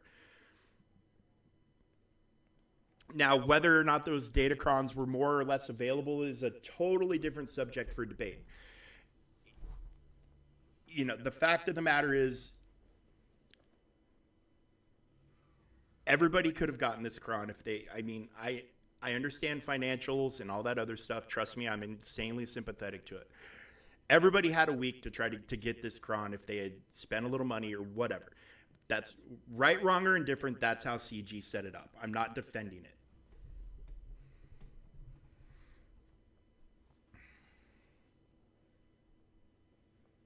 Well, it hasn't opened their eyes because they went from the Dodge cron to they keep doing this where we have these crazy ass crons and then the next session is tame in comparison and then we get crazy ass crons again. They're up and down and I don't know what drives their datacron design. I don't know what their focus of the datacron design is other than to make money. I mean, honest to God, at some point I feel like there's times when I feel like their datacron designs are meant to cause controversy. I really feel that way from time to time, that they're just trying to piss people off. Or they're trying to make Datacron so crazy like that it becomes an arms race where, hey, let's make these to where you can't win without them, spend all the money. And that might be it. I am not defending CG. I'm not defending this Kron. I have no control over what they do, and I have no control over what's on this Kron. I was getting the character whether or not this Kron was there. If you want to, and if you want to look, I've got every character for Ahsoka, all the marquees, where they're supposed to be for the event. I have every character, same for Baylan. So I'm getting the characters regardless of whether there's a crazy Datacron or not. So I have no control over that. I don't know what CG's reasoning in it. I don't even know if they've addressed this. I don't even know if Meathead's brought it up, because I know people are probably sending messages. But usually, like if something's bugging them enough or bugging enough people, they would take a look at nerfing stuff. But if they nerf this Kron, I don't know if they would have to give a refund or not. Pal Kron was pretty crazy. I mean, it was a little more circumstantial than this, but the Pal Kron was pretty freaking nuts. Especially hitting true damage. I mean, they're a little bit of both. I mean, they said Baylan's going to have his own bespoke Kron, but I think you get it through the event. So, assuming you've got the characters in place to where you can participate in the event, I think you're going to get a Kron of his. But how much do you want to bet that the next time there's a marquee with a crazy-ass Kron like this, or with the crazy... But that's the other thing. Is you don't know what the Kron is going to look like until you get to the point where you can get the Kron. So are they going to do a bait and switch where they're going to be like, oh, and this character is going to come with a bespoke Kron, and then you grab it and it's trash? Because, I mean, Night Troopers is fine. It's fine. It's not, I mean, accuracy. I really should re-roll this, but I just haven't because I don't really use it.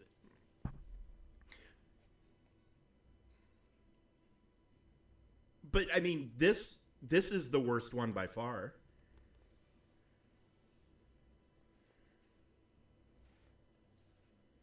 Yeah, and I had no idea how the Kron was going to roll. You can't see what's on the Kron until you receive the Kron.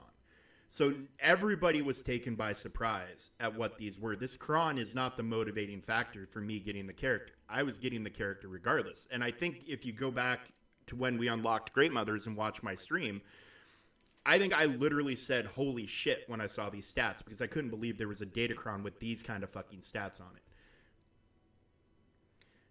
And if you're wailing on a character hoping for its bespoke Kron to be amazing, I mean you're literally gambling.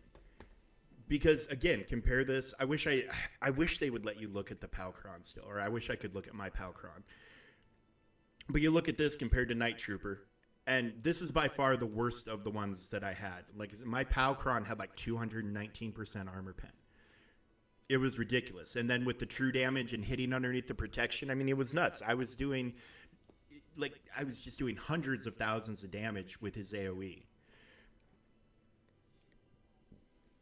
But nobody was mad about it. And that was because you could throw Bane at it and call it a day, maybe? I don't know. But people had no problems getting around it.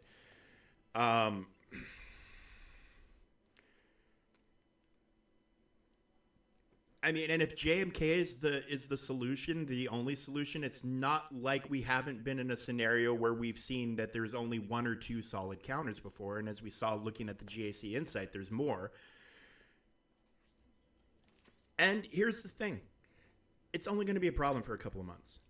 And then who knows, who knows how good these guys will actually be without this Kron. I've used them without this Kron. They're not as good. But honestly, I think what's making the big difference with them is the survivability in this Kron. They have this trail-like mechanic right here, and then they're recovering this extra 30% on top. So they're recovering 70% for out-of-turn attacks, which, how many characters, how many teams attack out of turn, and they're kind of built around it. I mean, there's a lot of things here that are meant to punish a lot of stuff. Blessed obviously causes a problem because there is no insta-kill, although Nihilus can apparently insta-kill Morgan if she's blessed with his Annihilate.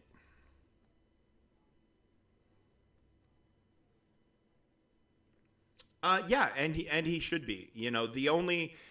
And on defense, this team has proven to be insanely random, and maybe that's another problem because so when we had the Padme Kron, if you were going in 5v5 against the Padme Kron, the first thing you did was check cat speed. You looked at what your opponent's cat. If you were faster, you took your own JMK mirror matchup against it, which was one of the only ways to do it. It was JMK and SOKR was basically the only reliable counters to the Padme Kron, which, by the way, when you attacked out of turn, you did 1 damage to, and a mirror took 4.5 minutes. I have more of a problem with the Padme Kron than I do with this Kron. But anyway, you checked cat speed. If your cat was faster, no problem. You took in a standard lineup. If your cat was slower, you needed to do something. So you would bring in Jedi Master or Grandmaster Yoda, because cat is, for whatever reason, hard programmed to go after him. So you come in, mirror match your Padme Kron against their Padme Kron with JMK in the lead. You put your damage immunity onto cat, whatever. They annihilate your Grandmaster Yoda. You annihilate their cat. You take out their Padme. You put it on auto. You win. Bing, bang, boom. Done.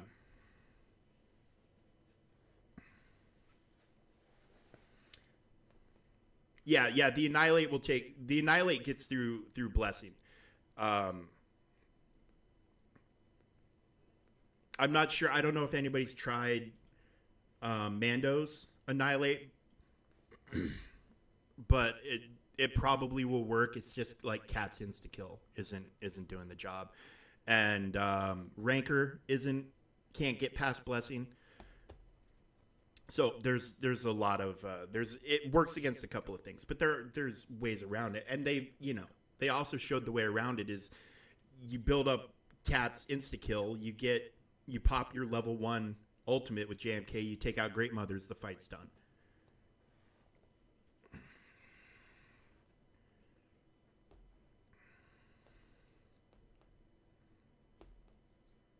But there is a factor to the randomness of who they're putting Doomed on, and I know that's causing people a lot of problems. Because with a lot of other counters, you can predict, if I bring this character, they're going to focus it. Like if you're bringing C up against JMK, and you do the Geonosian Brood counter, and you bring armor and all that, the second you don't have a taunt distracting them, they're going for armor. They're going balls deep on armor. They always do, which is why you bring Thrawn to pass turn to hopefully get the Beskar onto C. But with this, the Blessing or the Doomed just seems to be random, as does the Blessing. So I don't think they're super smart on defense. They seem to be more random than anything else.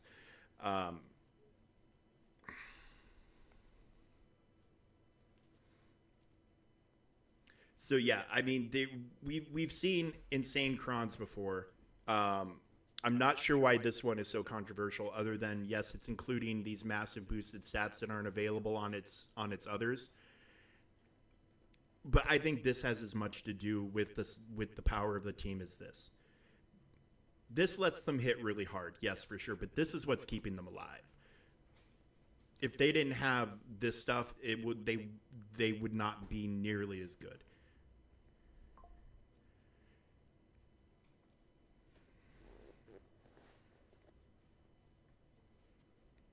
So, and we have 1 week's worth of data, and there are counters for sure, and people are going to keep testing. People are going to keep trying. I don't think her Omicron is going to have, why did it click into Nest? I don't think her Omicron is going to have that much of a difference on anything. Her Omicron does do some stuff, but, oh wait, it's on here. Stagger, expose, buff immunity, cool, but it's not a make or break Omicron. The frenzy is nice though. Protection up's cool, but it's not a make or break thing.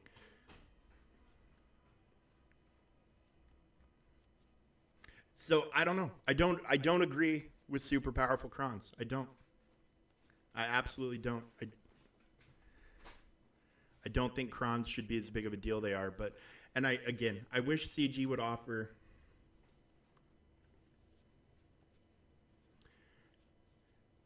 I wish CG would offer reasoning as to why they did this. Although to me it screams, "Hey, look, they're putting out this cron that everybody is paying attention to. Everybody's paying attention to this cron. So the next time they say a marquee is coming with a cron, how many people do you think that skipped on this one are going to go for that next one because they think it's going to be just as nuts as this?"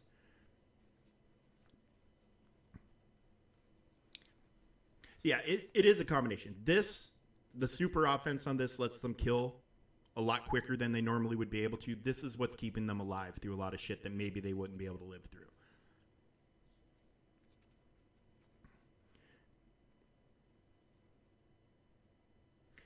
Dude, the honestly God, the only reason I hated the Padme Cron is because it made the counters that normally took 2.5 minutes last 4. That's the only reason I hated the Padme Cron. I mean, I thought it was cheap. I thought it was a cheap cron considering its use. You throw it on JMK, who's already solid against pretty much any other thing in the game, and then you're giving this cron to that team to make it even better. Like it was a little too much. It was a little too much. This is a new team. People are unfamiliar with it. The cron is nuts. I'm not disagreeing, but yeah, the Padme cron it just made the fight last forever. That was my big problem with it. But then once you started killing people off, it started going faster. But that was my problem with the Padme cron. But that's the thing, is we've seen crazy crons before. Like the reaction to this one is a little bit baffling to me. I mean, I understand because I hate these stats. I'm going to use the fuck out of them, just like Scribe and Arnold and everybody else who's put out a video talking about the problems with this cron and what's wrong with it and blah, blah, blah. They're still fucking using it. They're still fucking using it.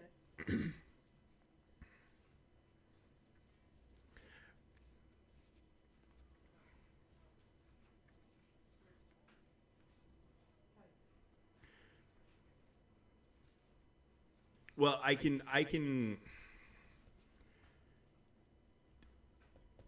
really. Did C's insta kill get around blessing? Does anybody know?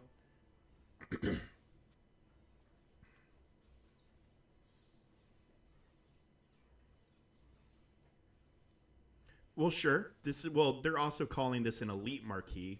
Take that for what it's worth. But so when Dr. Afra's cron was letting her be the counter to Jabba, did anybody have a problem with it? I don't remember people making videos about the Afra cron being a problem because it was making my GL irrelevant. I don't see people screaming about Bo Katan making Lord Vader irrelevant or any number of issues.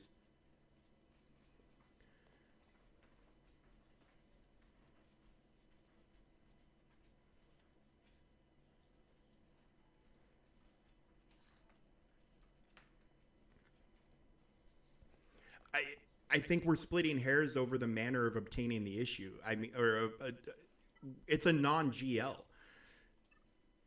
and to say that because one's a conquest and it takes 3 months means it should be better or worse. I would just like to point you to Trench and Scion of Django.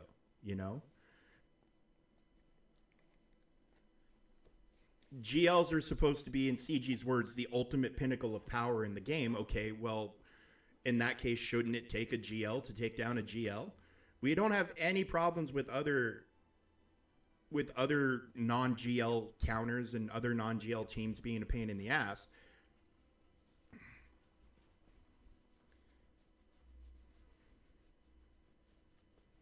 Oh no, dude, I get knocked down every day. I get knocked down every day. I'm not uncontested. I get knocked down to I get knocked out of first place all the time.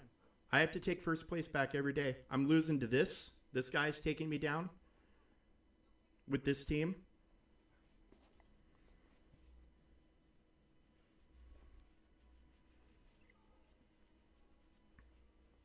Now in 3v3, I think in 5v5 Leah is going to be a consistent counter to this. In 3v3, because the teams are smaller and there's, you have less time to do stuff and less ways of spreading stuff around. I think this team is going to be way more of a problem in 3v3 GAC than it's going to be at 5v5. Because like I said, Leah's taken me down. I've been taken down by this. I don't know if a JML has tried me, but and I don't know if a Lord Vader has tried or not. But I know when we were testing, we had problems with Lord Vader if they had the dot cron. Because we couldn't do enough damage after dispelling it to take him out.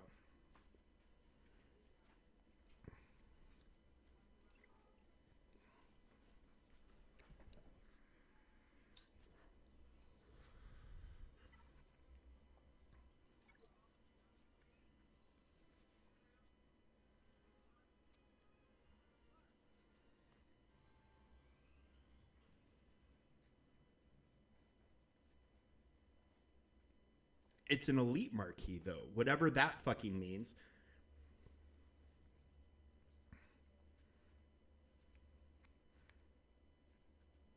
Because, didn't they say that in the announcement? Whatever an elite marquee means. Like, what did they say? It would have power levels similar to a conquest unit or a journey event? Yeah, they fucking said that. They fucking said it would have power levels similar to a journey event. Just coming in marquee form.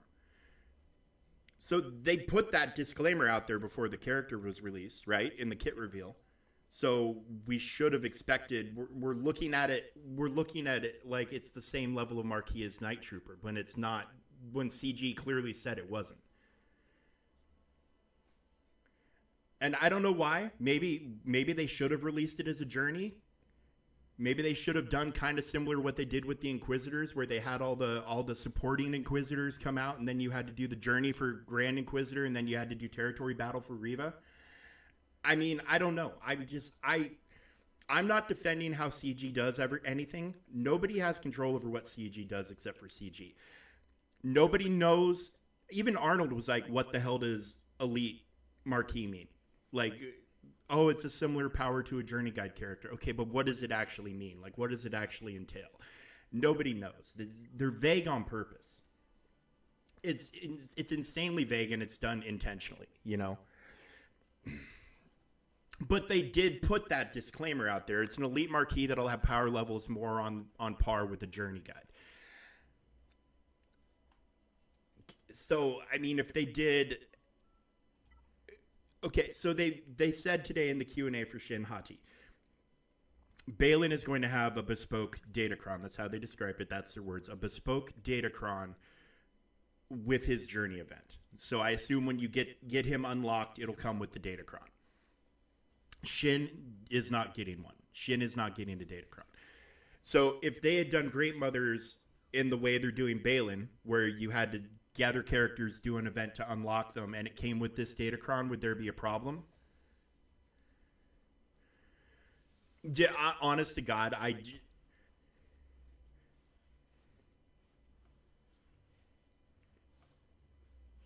again, because, yeah, exactly. Nobody knows what elite marquee is supposed to be other than their claim that it's going to have power levels similar to a journey guide.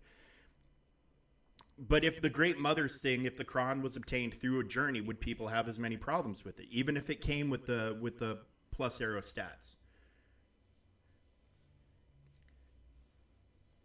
Because I'm torn, because I'm not sure if is the problem with, because I've heard multiple different reasons why the Kron is the problem. Some people think it's the fact that the Kron was only obtained through this and you only had a limited window and it can't be gotten any other way is the problem. Okay, fair enough. Some people just don't care about the stats. I have a problem with all crazy stat datacrons. All of them. Don't care how you get it. I have a problem with super high stats. Absolute problem with it. Especially super high defensive stats. Super high offense, we've seen, there's ways around it. It's not fun, but whatever. I have a problem with stats on all datacrons. I'm just going to say that. They shouldn't be that crazy. But again, it's an escalation. It seems like datacrons are escalating in their power levels, and then maybe they'll tone it down. I don't know. I have absolutely no clue if they're going to tone it down or not. But is it the lack of availability of the Kron? Is it the way it was obtained? All of the above. Like, I mean, I guess this is an honest question. If the Kron was gotten through a Journey Guide event similar to the way they just said Balin's is going to be obtained, would people have the same issue with it?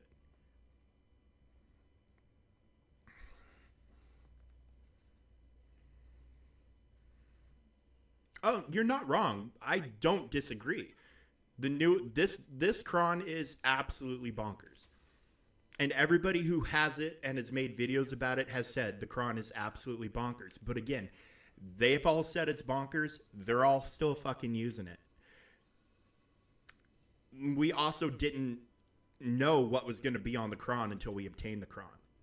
Like, it was one of those things that I did it on stream. I unlocked it and undid the event on stream. I, leveled up Great Mothers, got the Kron. I out loud cussed. Holy shit, look at this fucking Kron. What's up, Gabe? How you doing, brother? But yeah, no, it is bonkers. It's absolutely bonkers. No Kron should be like this. No Kron should be like this. Yes, we were looking at GAC data. I actually have to go here in about 5 minutes to start watching for Sam. So I'll throw this up on screen real quick. But this is the breakdown from the first week of the GAC. So, we're seeing 4 GLs.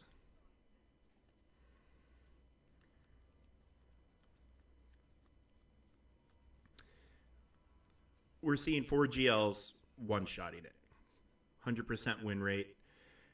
In different lineups, like this one, I have a feeling, this is just my opinion, the teams that you see without Morgan are people who heard about how crazy the Kron was and wailed for it. That's my guess, is the ones without Morgan are people who wailed because they saw how nuts the Kron was. So if that was their intention, if that was CG's intention, is to make a Kron the force that would make people wail, then if you're looking at teams without Morgan that have the Kron, then they succeeded. The Plokron seems to be, although this looks like a cleanup based on those banners, 44%. Or a second, they threw something else at it and then threw this. This is the highest total of battles by far, 156. But, obviously pretty low sample size here, 12, 10, 6, 5, 4, 4. But we are seeing one-shots. And I know mine in the last round got one shot. I haven't looked to see what they used, but I know mine got one shot in the last round of GAC. So, where it hadn't been before.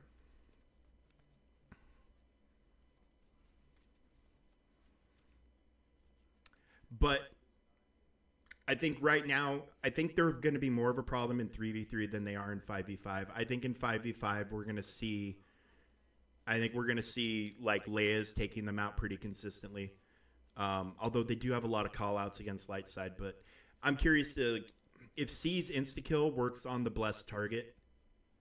Very curious about that. Very, very curious about that. I think in 5v5, if C's, you throw Watt with C and he's got enough backup teammates, I think we'll see C countering this. And, we could see C and Bane taking it out. I'd be curious if, the max health reduction is going to hurt Bane, but I mean, we also were seeing Malgus was taking them out in squad arena. So I don't know.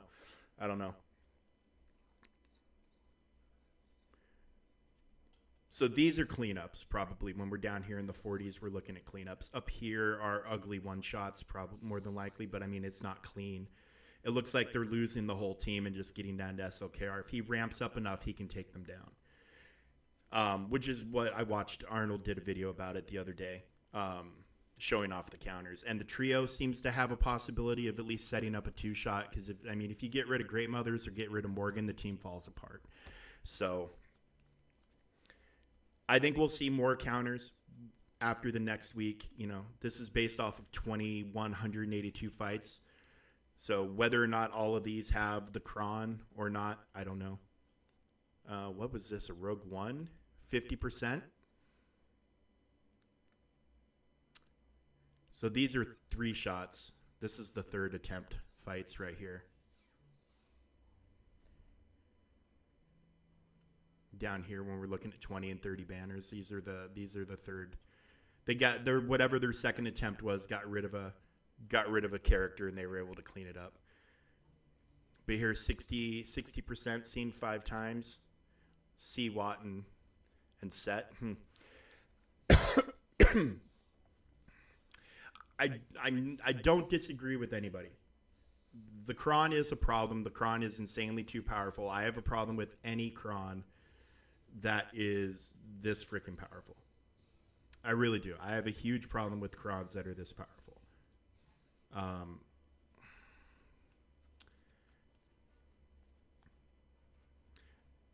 But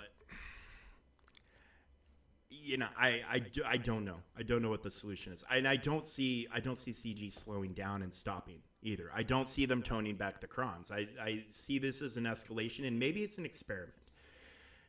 Maybe this is something they floated to see how people would react to it and what people would be talking about, and maybe the reception is going to be negative enough that they tone down the future Krons from now on.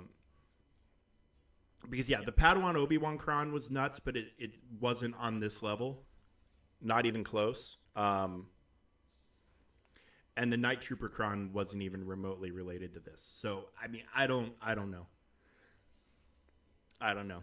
But, yeah, we don't need Krons. I don't think we need Krons like this in the future. Like I said, I would be much happier if these numbers were capped across every Kron at like 10% max for every stat all the way down the line. Maybe throw a little bit extra, another 5 or 10% down here. I don't think we need Krons that are capable of rolling 450% defense. We don't need Krons that are capable of 100% offense. You know, more health is fine, I guess, whatever. You know, it's a percentage of health. It's not like it's adding. Oh, sorry guys, Sam's here. I gotta go. We will catch you later.